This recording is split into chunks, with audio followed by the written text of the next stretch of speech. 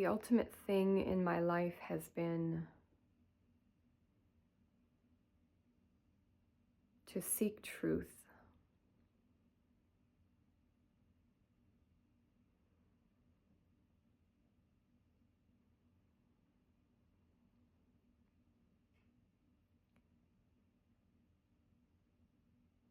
Wanting the truth about all of life, wanting the truth about my personal life. And no matter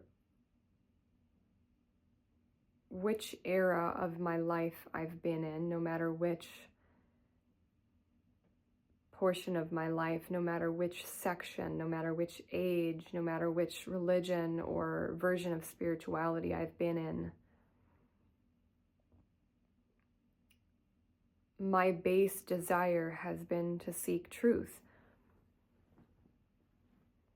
to want truth, to know truth deeply, to know the wisdom and truth and the love of truth in all things.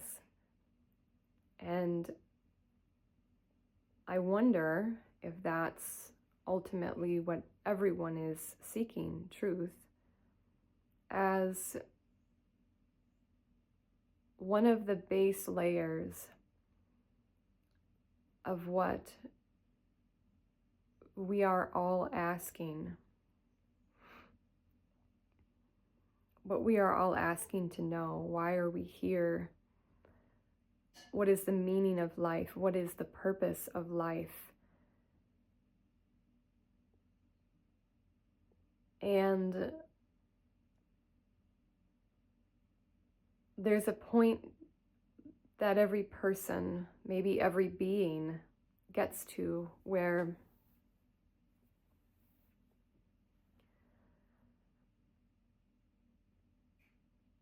you've sought truth and you've sought happiness and you've sought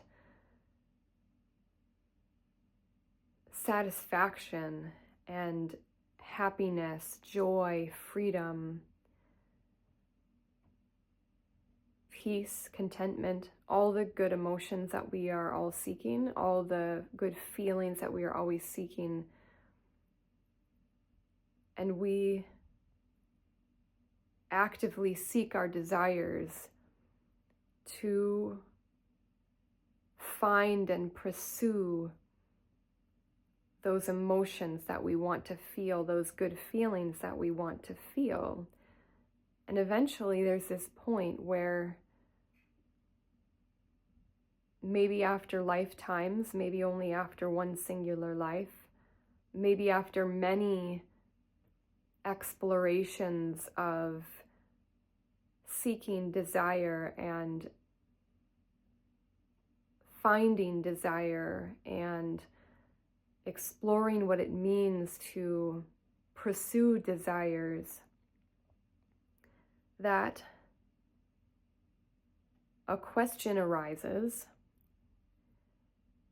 And maybe it's not even something that some people can put into words, but it's the idea that goes along with, why am I doing this?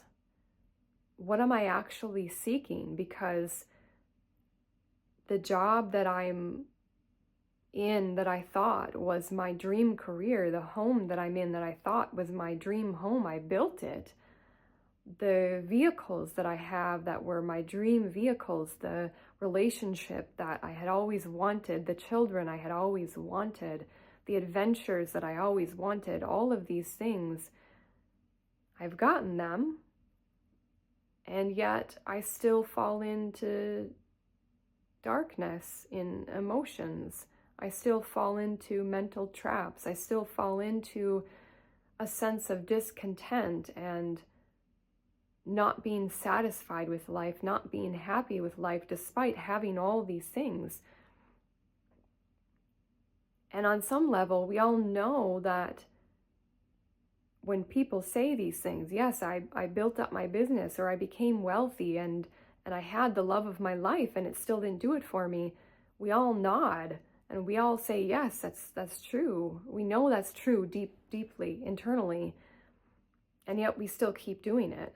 We still keep seeking external desires to connect us to that deep sense of oneness, of love, of contentment, of happiness, of freedom, of joy, of peace, because we think the external completion of our desires is what brings that to us. And I would like to say that those things are just activators of what's already within us.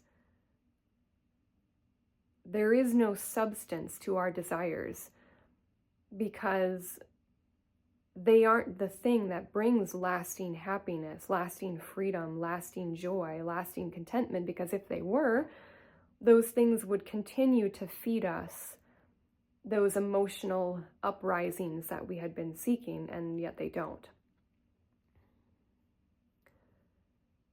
And so what is this? What is this that we are actually seeking? Yes, we are seeking the joy, the happiness, the freedom, the peace, the contentment. And even if we get beyond into the space of wisdom where we can truly understand that it's not our external active desires that we are seeking that bring us those feelings, there is still a question of, well, why though? Why is there motivation to seek happiness? What is happiness all about? What is joy all about? What is contentment all about? What is peace all about? And this is what I would like to say about that, is that all of these emotions that we are seeking, all of these emotions that we are wanting, the happiness, the contentment, the peace, the joy, the well-being,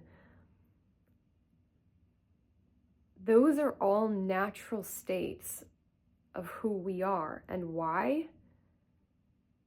Because we originate from and are a part of what some religions call the kingdom of heaven. And the mistake has been made that the kingdom of heaven is a place, like a physical place, like a place above earth, perhaps, a non-physical place where you go if you believe the right things, or if you say the right things, or if you do the right things, then you go to this kingdom of heaven, and there you go experience eternal life forever, and you escape from what some people like to call hell. But what the kingdom of heaven actually is a state of being.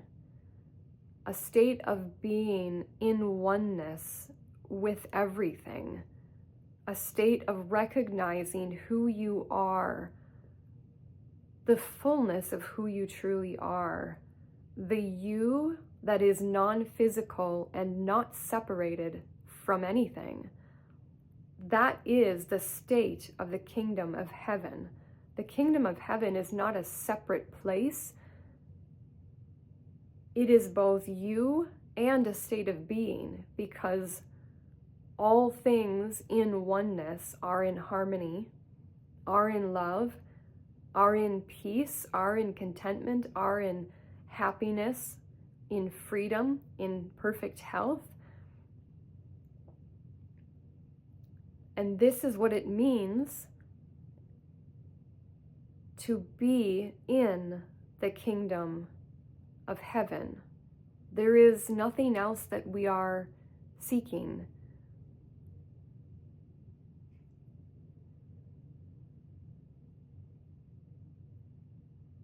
That state of happiness that everyone is looking for because of their desires, thinking that they come because of their desires, that is literally the kingdom of heaven. That is what everyone is seeking.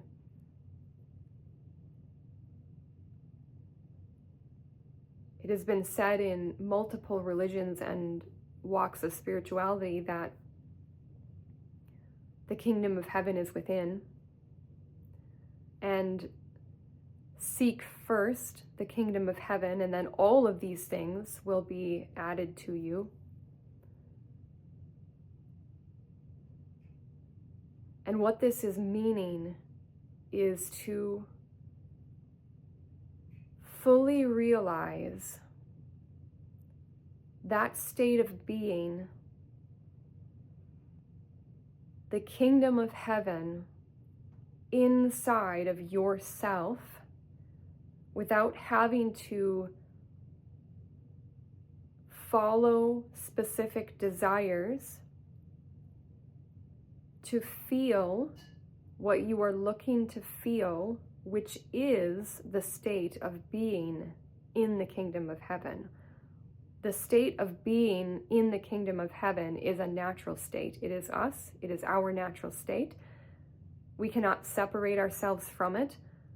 We can delude ourselves and make us think that we're separated from it, or that we are separated from people and things and everything in existence, and we're not.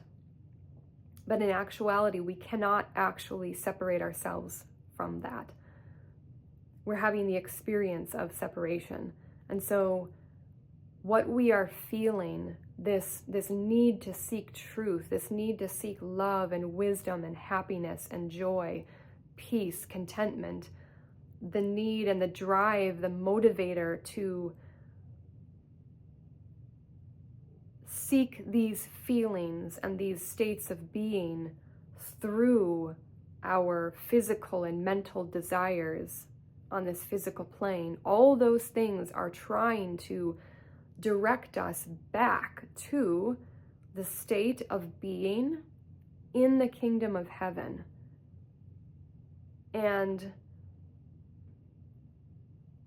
once we begin to recognize that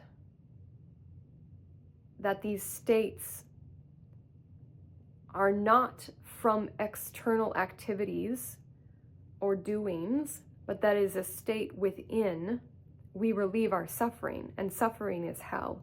That is what hell means.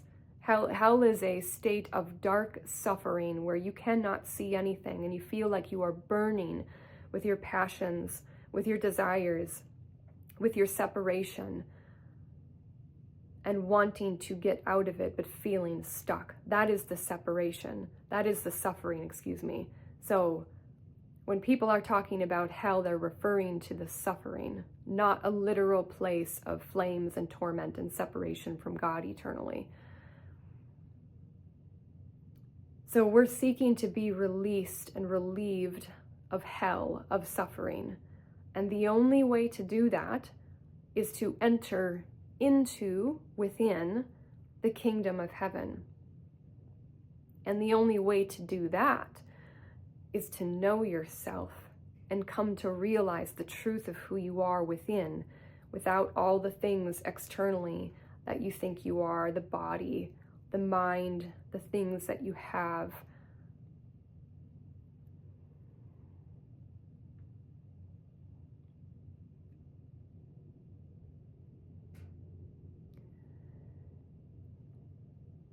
And not only are we seeking to activate ourselves into the kingdom of heaven within our own individual experience,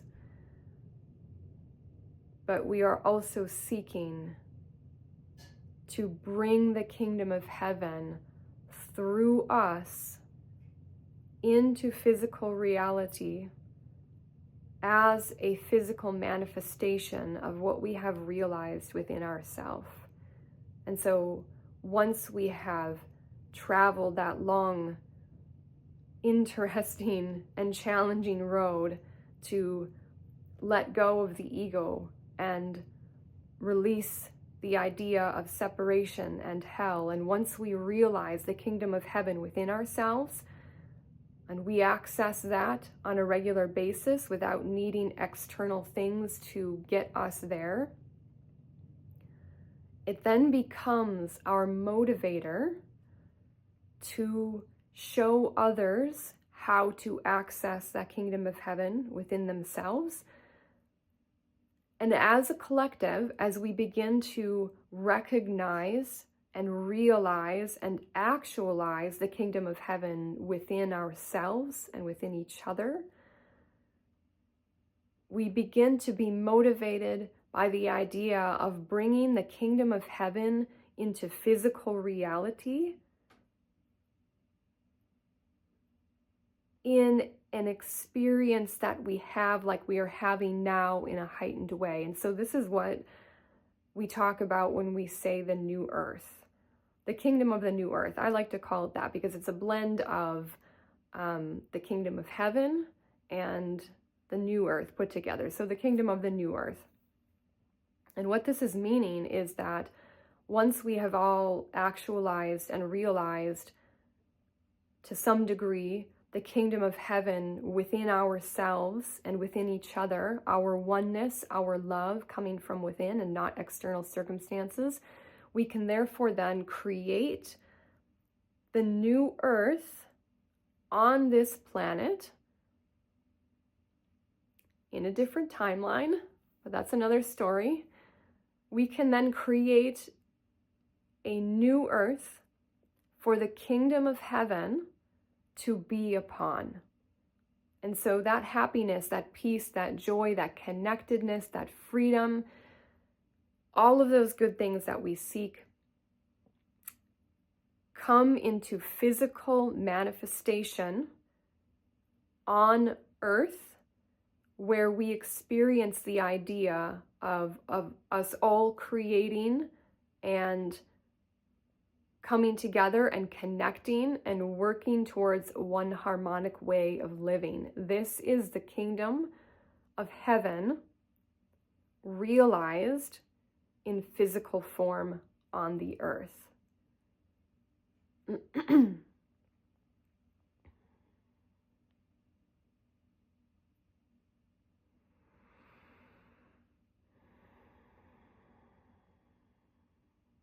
There are many phrases and many terms that people like to use about the kingdom of heaven, and sometimes it can sidetrack if people are hung up on one type of dogmatic religious or spiritual viewpoint. So just feel into yourself what it means to really be in the kingdom of heaven within yourself and what that truly means.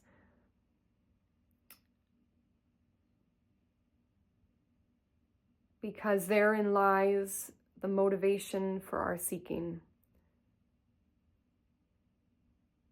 The motivation to follow our desires. The motivation to love and to be one with all things.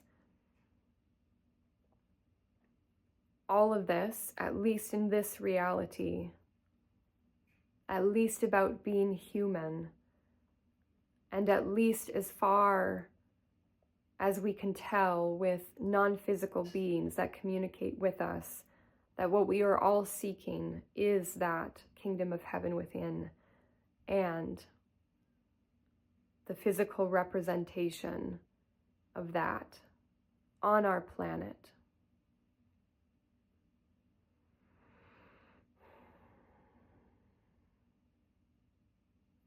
So, much love to you as you seek the kingdom of heaven